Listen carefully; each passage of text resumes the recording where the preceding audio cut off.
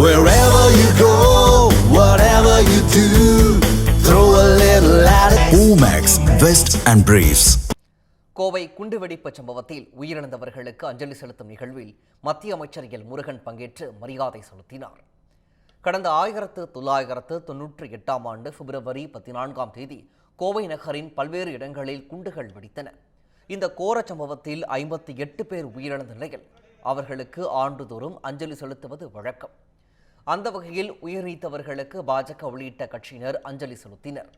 அதன்படி கோவையில் வைக்கப்பட்டிருந்த அவர்களின் திருவுருவ புகைப்படத்திற்கு மத்திய அமைச்சர் எல் முருகன் மலர் தூவி மரியாதை செலுத்தினார்.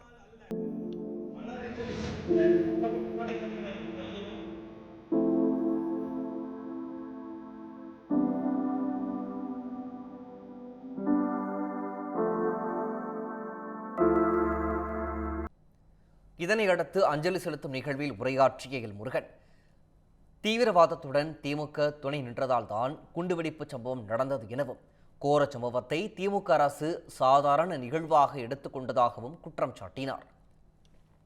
மேலும் கோவை கார் வெடிப்பு சம்பவத்தை எளிதாக கடந்து விடலாம் என திமுக எண்ணுவதாகவும் அவர் குற்றம் சாட்டினார்.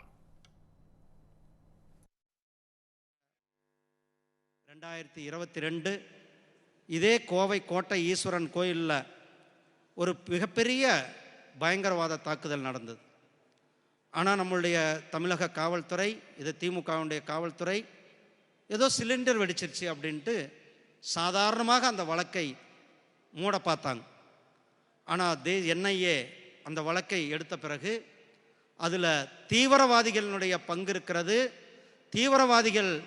தீவிரவாதிகளினுடைய கைங்கரியம் இருக்கிறது, தீவிரவாதிகள் செயல்பட்டு இருக்கிறார்கள் என்றதை சொல்லியிருக்கிறாங்க. சில பத்திரிகைகளில் 2 மாதத்துக்கு முன்னாடி நடந்த டெல்லியில் நடந்த அந்த குண்டுவெடிப்பும் கோவையில் 22வது வருஷம் நடந்த குண்டுவெடிப்பும் ஒரே மாதிரி இருந்தது என்று சில பத்திரிகை ஊடகங்கள் சொல்கிறாங்க.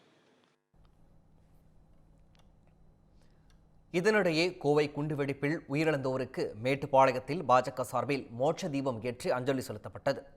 உயிரிழந்தவர்களின் புகைப்படங்களுக்கு பாஜகவினர் மலர் தூவி மரியாதை செலுத்தினர்.